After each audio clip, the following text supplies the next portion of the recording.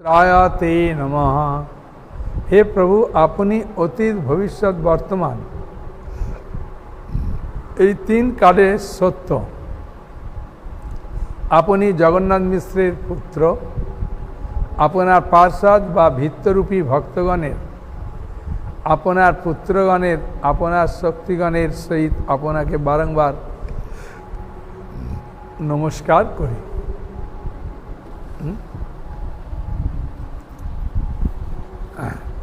অবতীর্ণ সকারুণ্য পরিচ্ছিন্ন সদীশ্বর শ্রীকৃষ্ণ চৈতন্য নিত্যানন্দ দৌভাতর ভজে। করুণাময় মধ্যমাকার নিত্যস্বরূপ সর্বনিয়ন্তা জগতের আবির্ভাবভূত শ্রীকৃষ্ণ চৈতন্য ও শ্রী নিত্যানন্দ নামক ভাতৃদ্বয়কে আমি ভজনা করি। সজয়তি বিশুদ্ধ বিক্রম কনকাভ কমলায়তেক্ষণ বরো জানু বিলম্বী সরভুজ বৌদা ভক্তি রসভিনার্তক। শুদ্ধ সত্যময় স্বর্ণকান্তি পদ্মপলাশ লোচন জানু পর্যন্ত বিস্তৃত সরভুজ যুক্ত কীর্তনকালে ভক্তিরস পরিপ্লুত বিভিন্ন প্রকারের নিত্যশীল চৈতন্য মহাপ্রভু জয়যুক্ত হও। জয়তি জয়তি দেব কৃষ্ণ চৈতন্য চন্দ্র জয়তি জয়তি কীর্তি তস্য নিত্য পবিত্রা জয়তি জয়তি ভিত্ত তস্য বিশেষমূর্তে জয়তি জয়তি নিত্যং তস্য সর্বপ্রিয়ানাম। লীলাময় সরাট পুরুষ শ্রীকৃষ্ণ চৈতন্য মহাপ্রভুর জয়যুক্ত হন, জয়যুক্ত হন তার চিরন্তর পবিত্র কীর্তি, জয়যুক্ত হন, জয়যুক্ত হন হে সর্বেশ্বর পরমেশ্বর চৈতন্য মহাপুর ভিত্তগণ জয়যুক্ত হন, জয়যুক্ত হন তার বিশ্ব ব্রহ্মাণ্ডের প্রিয় ভক্তগণের নিত্য জয়যুক্ত হন, জয়যুক্ত হন। ভগবত ভক্তের বন্দনার কারণ, ভগবত ভক্তের বন্দনার কারণ ও ভক্ত পূজার শ্রেষ্ঠস্ত শাস্ত্রীয় প্রমাণ। যে ভগবানের থেকে ভগবানের ভক্ত যে বড় বলা হয়, এখানে তার প্রমাণ দিচ্ছে। হ্যাঁ,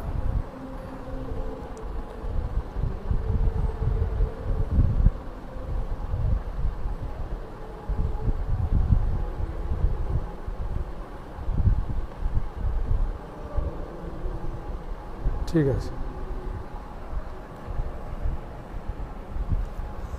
আদৌ শ্রী চৈতন্য প্রিয় গোষ্ঠীর চরণে অশেষ প্রকারে মোর দণ্ড পরনামে তবে বন্দ শ্রীকৃষ্ণ চৈতন্য মহেশ্বর নবদ্বীপে অবতার নাম বিশ্বম্বর। আমার ভক্তের পূজা আমা হইতে বড় সেই প্রভু বেদে ভাগবতে কইলা দৃঢ়। হ্যাঁ, যে ভগবান ভক্তের পূজা বড়।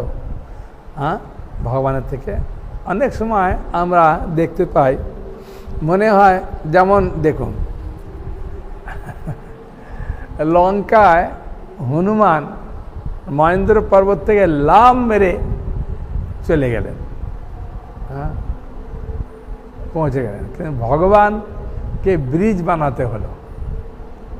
হ্যাঁ, রামচন্দ্র সেতু বানিয়ে গেছেন।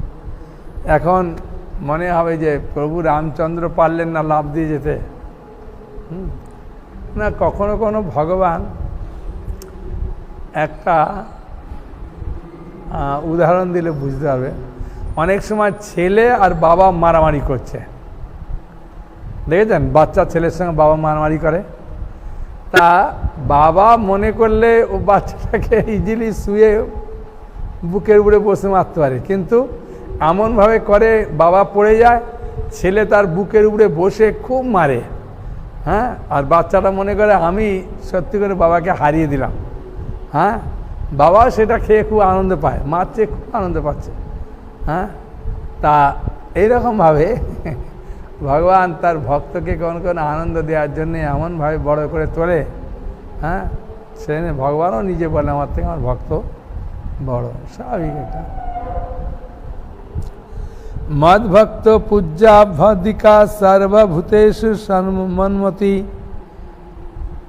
হ্যাঁ, ভাগবতের 11 স্কন্ধ 19 অধ্যায় 21 নম্বর শ্লোক আছে। এই মানেটা হচ্ছে আমার ভক্তের পূজা আমার পূজার থেকে অধিক মাহাত্ম্যপূর্ণ। এ থেকে করিল আগে ভক্তের বন্ধন, অত্র আছে কার্যসিদ্ধির লক্ষণ। তাই আমি আগে ভক্তের বন্দনা করি, আমার কিছু কার্য আছে, ওটা সিদ্ধিও হবে আর ওটা প্রমাণও হবে যে ভক্ত বড় ভগবানের থেকে। আর এটা ভগবান নিজেই বলছেন, আমার থেকে আমার ভক্ত বড়। আসলে ভক্ত না থাকলে ভগবানকে জানাবে কে, তাই না? আমরা ইস্কনে কী করে এলাম? শিল প্রভুপাদ না থাকলে ভগবানকে জানতাম, ভগবানকে জানতাম, মহাপ্রভুকে জানতাম, নিত্যানন্দকে জানতাম, কিছুই জানতাম। তখন তো বাড়ির লাইফে জানতাম দেবদেবী, কালী, দুর্গা, শিব, কৃষ্ণ, হ্যাঁ, সবাইকে ঠাকুর বলতাম, কৃষ্ণ ঠাকুর, হ্যাঁ, কালী ঠাকুর, দুর্গা ঠাকুর, হ্যাঁ, সবাইকে। আর সবাইকে শুধু বলতাম না, সবাইকে মনে করতাম এক। হ্যাঁ,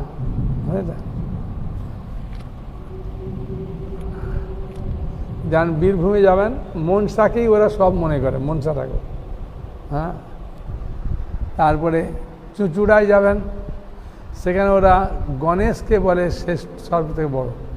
আবার চন্দননগরে যাবেন, ওরা মনে করে জগদ্ধাত্রী ঠাকুরের মতো ঠাকুর হয় না, সবের মূল জগদ্ধাত্রী। বিভিন্ন জায়গা আছে।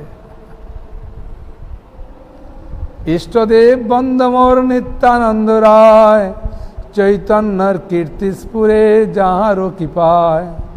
সহস্র বদন বন্ধ প্রভু বলরাম, যাহার সহস্র মুখে কৃষ্ণ যশোধাম। বলছেন ইষ্টদেব, কেন ইষ্টদেব বলছেন? চৈতন্য ভাগবতের যে লেখক বৃন্দাবন দাস ঠাকুর, নিত্যানন্দ প্রভুর শেষ শিষ্য, মা নারায়ণী দেবীর গর্ভে এই বৃন্দাবন দাস ঠাকুর আবির্ভূত হয়ে তিনি আস্তে আস্তে যখন বড় হলেন, হয়ে মা নারায়ণী দেবী বললেন তুমি নিত্যানন্দ প্রভুর সেবা করো। তাই নিত্যানন্দ প্রভুর সেবায় নিযুক্ত হলেন। এবং ঘুরতে ঘুরতে যখন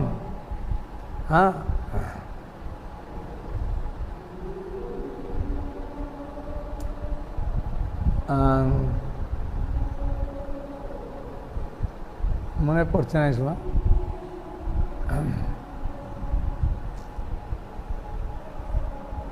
কোনো একটা জায়গায় গেছে, ওটা তো মনে পড়লে বলবো, ঠিক আছে? তো ওখানে যখন গেছেন তখন নিত্যানন্দ প্রভু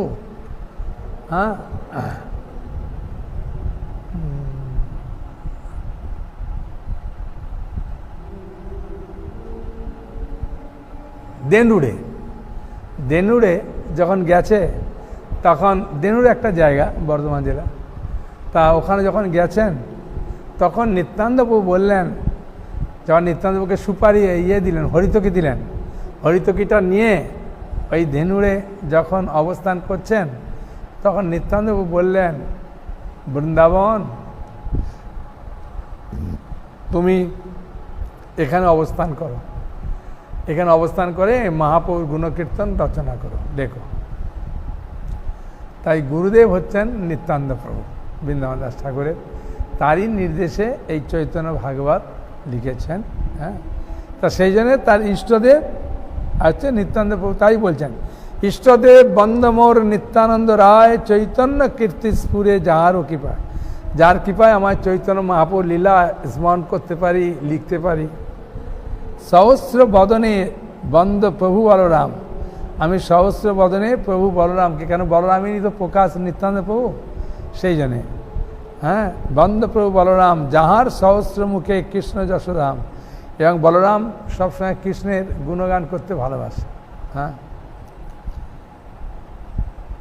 মহারত্ন থুই যেন মহাপ্রিয় স্থানে, যশরত্ন ভাণ্ডার শ্রী অনন্ত বদনে, অতএব আগে বলরামের স্তবন করিলে সে মুখে স্ফুরে চৈতন্য কীর্তন। যখন আমি বলরামের কীর্তন করব, তখন আমার এই মুখ দিয়ে সুন্দরভাবে চৈতন্য লীলা বলতে আমার সাহায্য হবে। সহস্রিক ফনাধর প্রভু বলাধর, অনন্ত শেষিত বলরাম, সেটা বলছেন। হ্যাঁ, সহস্রিক ফনাধর প্রভু বলরাম, যতেক করে প্রভু সকল উদ্দাম, হলধর মহাপ্রভু প্রকাণ্ড শরীর, চৈতন্যের যশমত্ত মহাধীর। হ্যাঁ, আবার নিত্যান্তপক্ষে কখনো কখনো হলধর বলে, কেন উনি তো নাঙল নিয়ে চলে। হ্যাঁ, সেদিনে হলধর বলা হয়।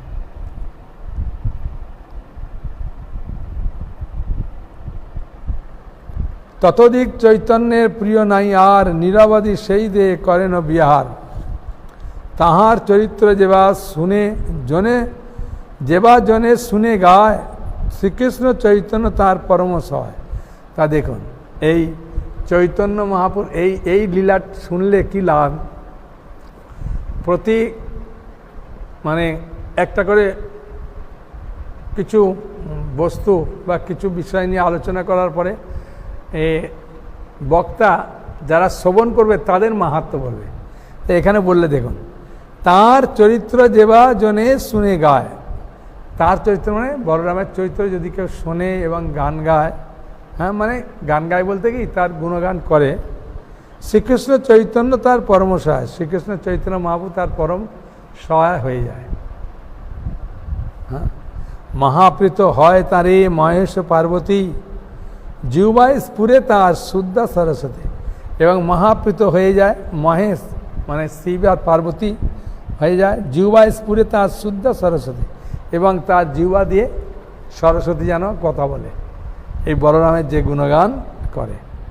হ্যাঁ, পার্বতী প্রবৃত্তি নার্বাভূত নারী লইয়া, শঙ্কর্ষণ পূজে শিব উপাসক হইয়া। হ্যাঁ,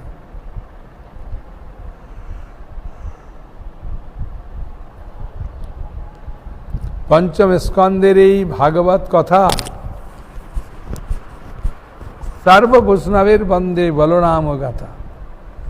মহাপ্রভুর বলরামের প্রভুর বাল্যলীলা এখানে বর্ণনা করা, এই রাজলীলা, বলরাম প্রভুর রাজলীলা বর্ণনা করা হচ্ছে। বলরামও রাজলীলা করতেন, কৃষ্ণ রাজলীলা করতেন, কিন্তু কৃষ্ণের গোপীরা আলাদা আর বলরামের গোপীরা আলাদা।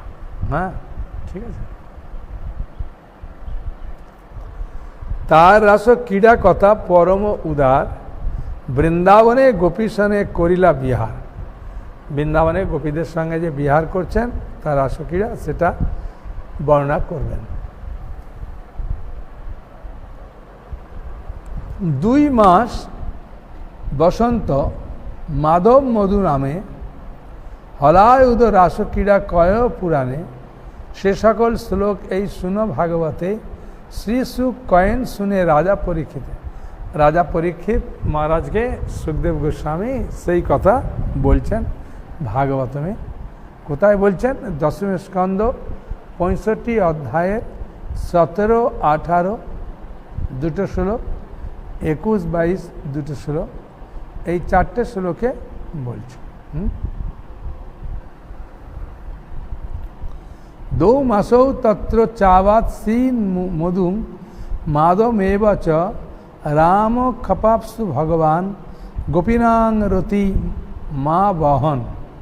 পরমেশ্বর ভগবান শ্রী বলরাম যেখানে মধু ও মাধব এই 2 মাস বিশ্রাম গ্রহণ করলেন, রাত্রিকালে তিনি তাঁর গোপ সখীগণকে পুনঃ সুখ প্রদান করলেন। তাদের নিয়ে তিনি রাজলীলা করেছিলেন। হ্যাঁ, 2 মাস। হ্যাঁ, মাধব মাস আর মধু মাস।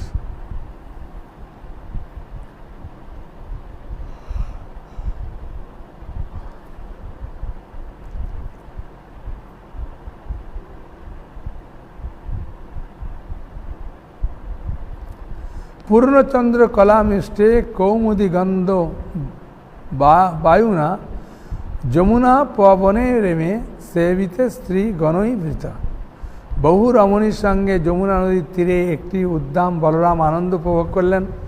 সেই উদ্যান পূর্ণ চন্দ্রের জ্যোৎস্না স্নাত ছিল। বায়ু বাহিত রাত্রে স্ফুটিত পদ্মের সৌরভে সোহাগে স্ফূর্তিত হচ্ছিল। হ্যাঁ, এবং গন্ধর্বা যখন বলরামের মহিমা গান করছিলেন তখন তিনি যুবতী রমণীদের উজ্জ্বল পরিমণ্ডলের মধ্যে আনন্দ উপভোগ করছিলেন। তাকে হস্তিনীর সঙ্গে মধ্যে উপভোগরত ইন্দ্রের হস্তি রাজকীয় ঐরাবতের মতো মনে হচ্ছিল। বলরাম তার গোপীদের নিয়ে যে রাজলীলা করছেন সেইগুলো বর্ণনা করছেন। হ্যাঁ,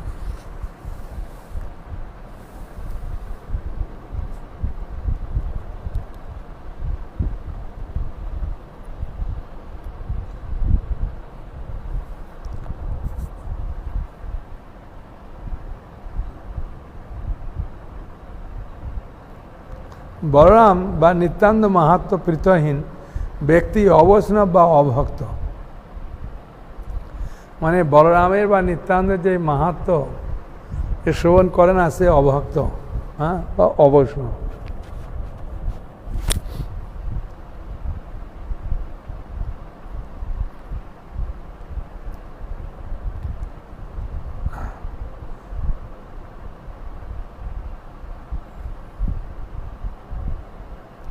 এখানে সংস্কৃত শ্লোকগুলো দিয়েছে।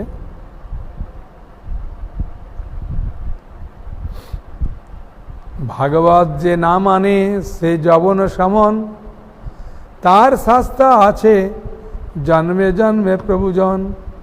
বলছেন ভাগবতের মহিমা এখানে দিচ্ছে। ভাগবত শুনি যার রামে নাই প্রীত, বিষ্ণু বৈষ্ণবের পথে সেজন বর্জিত। বলছে ভাগবত শোনে এবং যার রামের নামে, হ্যাঁ,